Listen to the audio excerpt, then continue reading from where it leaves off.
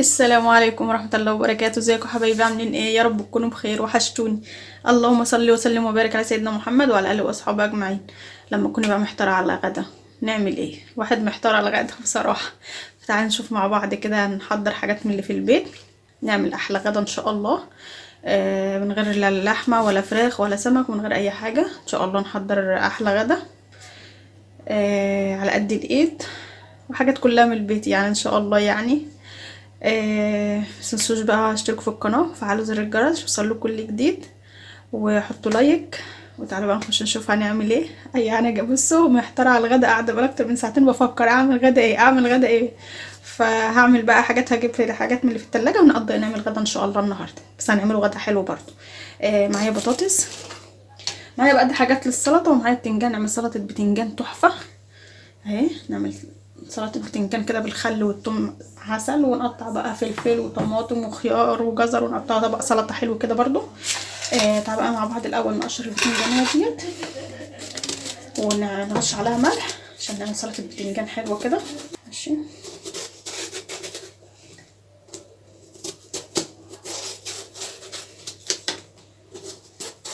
نقلي البطاطس فالبتنجان بقى ايه، نعمله سلطة بتنجان حلوة قوي.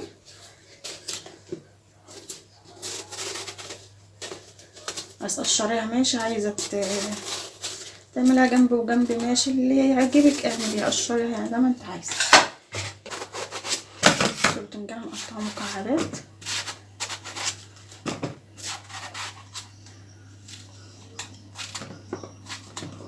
السمك بتاعه بقى كده.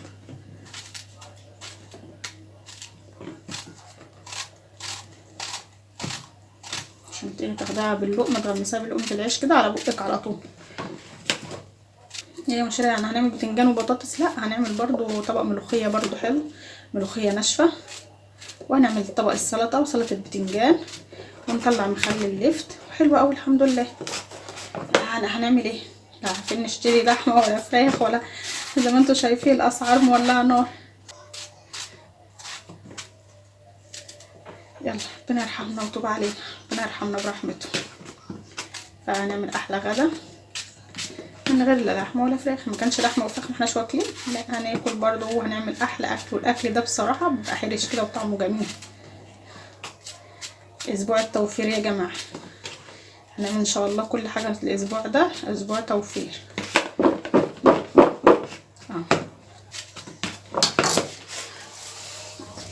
عايزه تعملي حبه ملح بقى كده، مش كتير برضه عشان مش عايزاها تبقى حادقه قوي. بقى هنا كده على جنب نقشر البطاطس. ماشي،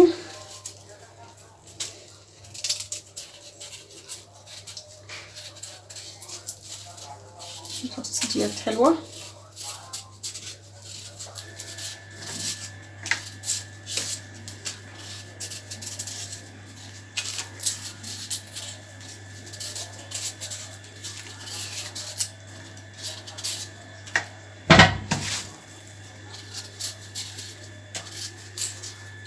اقشر البطاطس كلها وارجع لكم تاني. قشرت البطاطس، طبعا كلنا شطار وعارفين نقطع البطاطس، يعني نقطع البطاطس صوابع كده حلوه، بس عشان بناتنا الحلوين.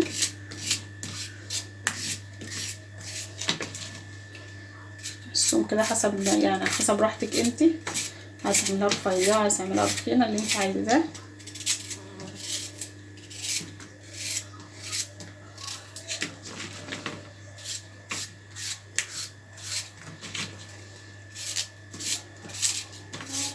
بس انا هجهز حاجتي كلها، وبعد كده ايه نعمل بقى الملوخيه. عشان الملوخيه انا بحب اعملها واغرفها على طول، ناكل على طول. فهجهز كل حاجتي الاول، وبعد كده ايه نشتغل على طول. وانا بحمر البطاطس هعمل بقى التسبيكه بتاعه الملوخيه، ونجهز الملوخيه مع بعض. هنعمل حبه ملوخيه ناشفه تحفه، مش ملوخيه خضر، ملوخيه ناشفه بس هتطلع زيها زي الخضره، ويمكن احلى من الخضره كمان.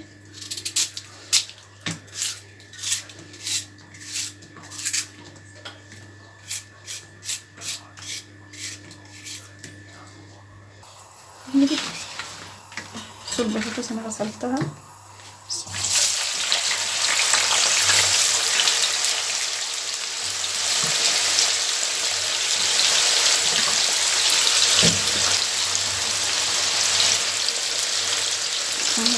البطاطس عشان البطاطس تتحمر. هنعمل السلطه بتاعت البتنجان. نقطع طماطميه، لو طماطميه صغيره اعملي طماطميتين تبقى طعمها جميل قوي مع البتنجان كده، وسلبه من التحليه بتاعت البتنجان.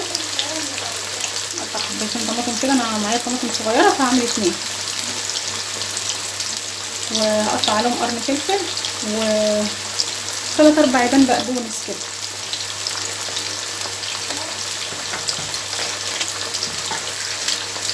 هنا تبقى سلطه البتنجان تبقى حلوه قوي قوي.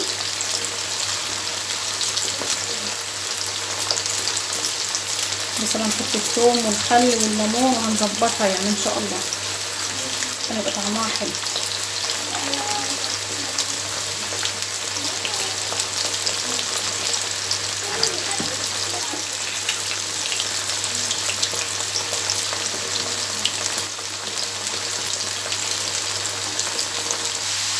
صابون بقدونس،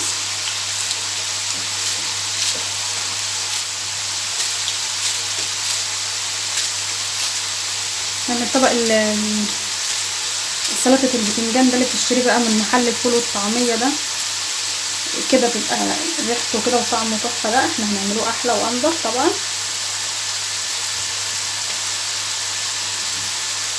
كده بقى نحط عليه الحاجات بتاعتنا. تحديقة الثوم اللي انا عاملاه معاكم اللي هي الشطة وثوم، حط معلقة حلوة كده عشان المعدة تبقى حراقة. ماشي، طبعا هحط ملح قليل فيها وانا بفرمها، فهحط حبة ملح،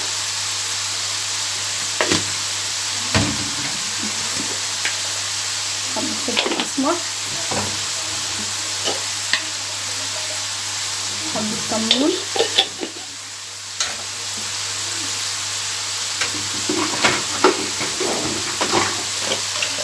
حبة كزبرة ناشفة،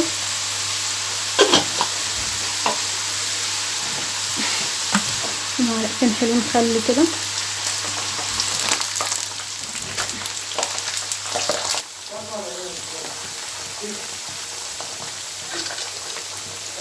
اقصد بقى ليمونه، خلي ملحها مظبوط عشان يطلع معاكي البتنجان طعمه حلو. السلطه يعني عامه تطلع طعمها حلو. متنسيش ان انت حاطه طماطم وحاطه فلفل وحاطه حاجات، فده كل ده عايز ملح. كده بقى جاهزه، وانا غسلت كده البتنجان وشطفته من الملح، حطيته في المصفى يصفى. نطلع البطاطس دي ونحط بقى البتنجان ونقلب كله على بعض. بس انا حطيت هنا الحله اللي هعمل فيها المرقه، حط معلقه يعني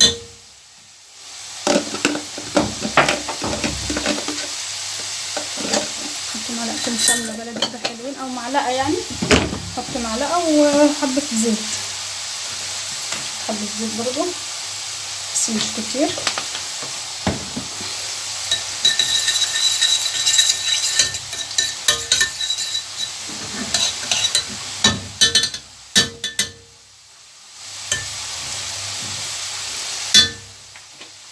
اللي بقى انت بتعملوا الملوخيه الناشفه ازاي؟ طبعا ما بعملهاش ببصل خالص الملوخيه، من الناشفه والخضره. الخضره بنعملها بالشوربه، بس بنعملها بتوم يعني، حطينا فصين توم بس مش كتير عشان لسه هحط اعمل الطشه، فايه مش هعمل كتير يعني. دي 3 فصوص كده، هنزل عليهم بالطماطم بتاعتي. فرمت حبتين طماطم وصفيتها، فرمتهم وصفيتها.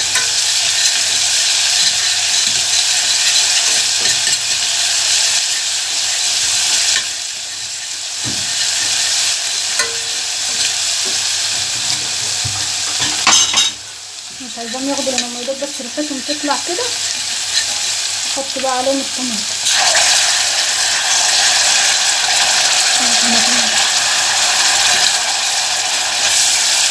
انا عامله زياده شويه عشان هعمل بيتزا ان شاء الله برضه هصورها وانزلها لكم، فمزوده الطماطم شويه يعني، فرمه طماطم زياده شويه.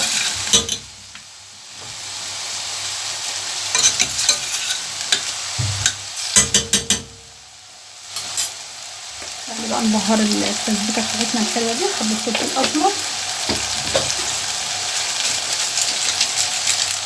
واحده مرقه دجاج عشان تخلي معاك طعم الشوربه حلو.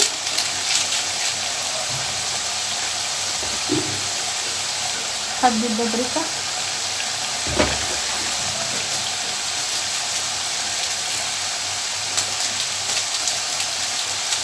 الكزبره الناشفه هحطها مع التومه، حبه بهارات كده تخلي معاكي طعم الشوربه بتاعتك المرقه بتاعتك دي حلوه.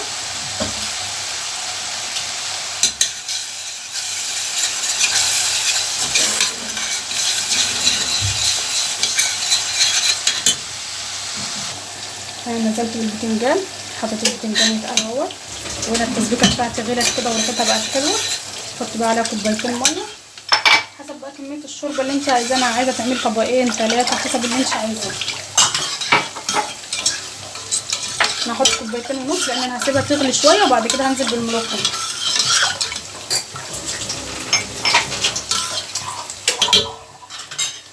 دوقي ملحها برده كده وشوفي عايزه ملح ولا لا.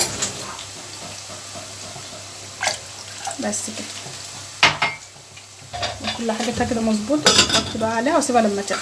الشوربه بتاعتك تغلي، اهم حاجه يبقى ملحها مظبوط عشان تطلع معاكي حلو. الملوخيه بتاعتي اهيت. بصي هي بتجيني من الفلاحين فبتجيلي منخوله جاهزه. لو انت بتجيبيها من عند العطار تعمليها بالمصفى، المصفى اللي هي ديت مصفى السلك دي، تعمليها تنخليها بيها. لو بتجيبها من عند العطار من عند اي عطار قولوا عايزه ملوخيه ناشفه بس هاتها الخضره اللي هي بتبقى خضره كده. امال دي جايه من الفلاحين فوالدتي يعني نخلها لي ومجهزها لي بصراحه على اشتغل بقى على طول يعني، فما نخلتهاش. امال لو انت هتجيبها من عند العطار زي ما قلت لك تنخلي تمام كده. هنزل بقى بيها بالملوخيه بس ما تحطيش كله يعني، حطي معلقتين 3 كده وقلبي. لو لقيتها محتاجه حطي تاني، ما لقيتهاش محتاجه خلاص. بص انا حطيت ربع معلقه سكر بس ما اتصورتش يعني كده، كنت قفلت معاكم يعني فحطيت مع نص معلقه ربع معلقه سكر عشان تخلي معاكي الملوخيه كده مسكره وحلوه. بس حبه كمان مش بحبها تبقى خفيفه قوي. بس انا مش عايزاها تغلي، يا دوب هدوب بس الملوخيه في بعضها كده.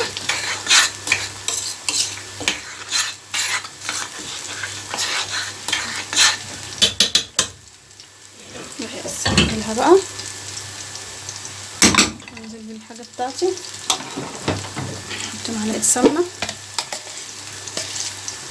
الماده الدهنيه دي بقى بتاعتك زي ما انت حابه. عايز تحطي سمنه بلدي، سمنه صناعي، اي حاجه. عايز تحطي زيت اللي انت حباه. حطيت هنا معلقه ثوم اهيت وحطيت معلقه السمنه واحمرها بقى.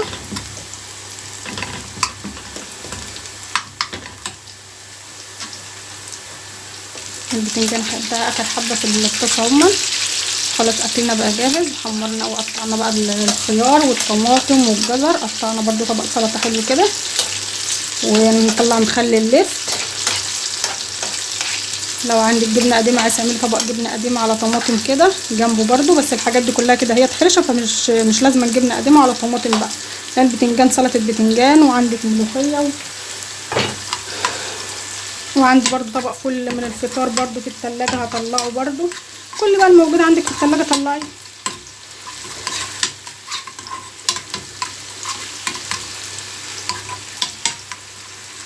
مش بصوا الانبوبه بتاعتي بتشطب، ربنا يستر. بس تكمل الاكل وبعد كده تتشطب براحتها بقى. حمر بقى التوم وارجع لكم تاني عشان مطولش عليكم. اهي التومه بتاعتي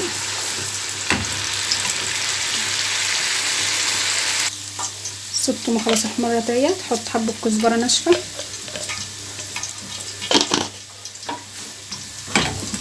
الريحه بقى تطلع كده تحفه. بصوا انا شفت ناس كتير عامله الملوخيه ديت بتحطها الاول الملوخيه الناشفه دي، تجيبها تحطها في طبق وتحط عليها ميه سخنه وحبه سكر وتركنها شويه وبعدين تعملها في الشوربه. بصراحه انا يعني ما عجبتنيش. فهي الطريقه بتاعتنا دي الاصليه. ما احنا منشفين الملوخيه ليه؟ هي الملوخيه الناشفه ليها طعم والملوخيه الخضراء لها طعم، فبصراحه هي دي كده طعمها تحفه. بس الطشه بتاعتي بقى انقل بقى الحله بتاعتي على البوتاجاز. برضه انا مش عايزاها تغلي، يا دوب بس ايه تاخد من طعم الملوخيه كده وتبقى حلوه.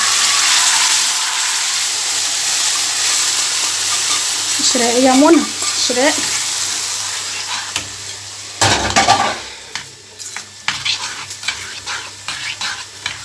اهم حاجه الملوخيه ما تغطاش، ان كانت خضراء ولا ناشفه ما تغطاش. اهي الملوخيه بتاعتي تحفه وطعمها زي العسل. هي دي الملوخيه الناشفه، الملوخيه الناشفه الصعيد التحفه. طب انا بدل ما اجيبها واحط عليها ميه بقى واسيبها ومش عارفه ايه، طب ما انا اجيبها خضره واخرطها احسن. اكتبوا لي بقى مين بيحب الملوخيه الناشفه. و كده بقى خلاص كده خلصتها. ومين بيعملها بالطريقه دي ومين بيعملها بالطريقه يعني بتعملها بأنهي طريقه يعني. الباذنجان بتاعي خلص اهو. بصوا دي السلطه بتاعتي اللي انا عملتها وركنتها بقالها شويه، هتنزلي بقى عليها كده.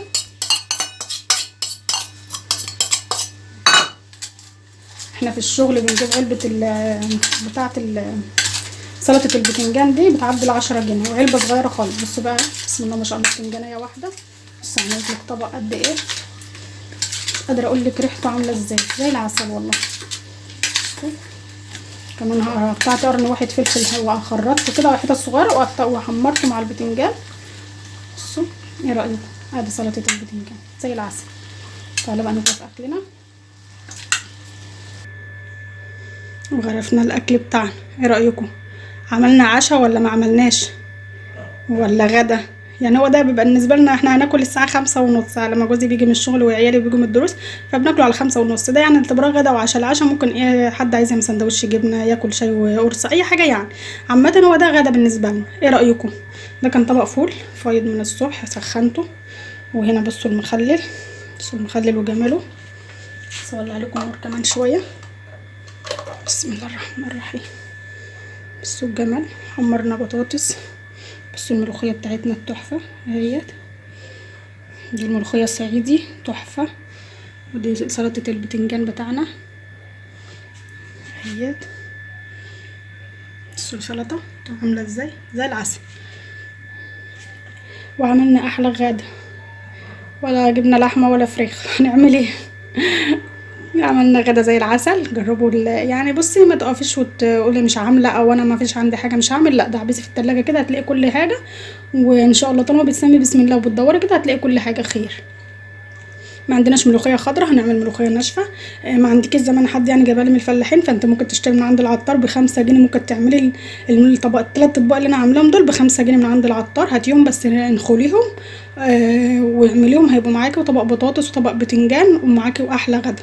بسم الله ما شاء الله. بصوا الغدا اهو، ده الغدا بتاعنا على قد الايد بدون لحمه ولا فراخ. يلا بقى مطبخ مشارف شارع. اللي ما اشتركش في القناه ياريت يشترك في القناه ويفعل زر الجرس ويوصلك كل جديد. يعني بصوا بشكركم كتير كتير على كل اللي بيشترك في القناه. ربنا يحرمناش منكم ابدا، وبدعمكم ليا كده وبكلامكم الحلو، وربنا يحرمناش منكم. حطوا لايك بقى وتعالوا اتغدوا معانا. يلا بقى يعني بصوا ربنا يخليكم لي، احنا مناش منكم ابدا.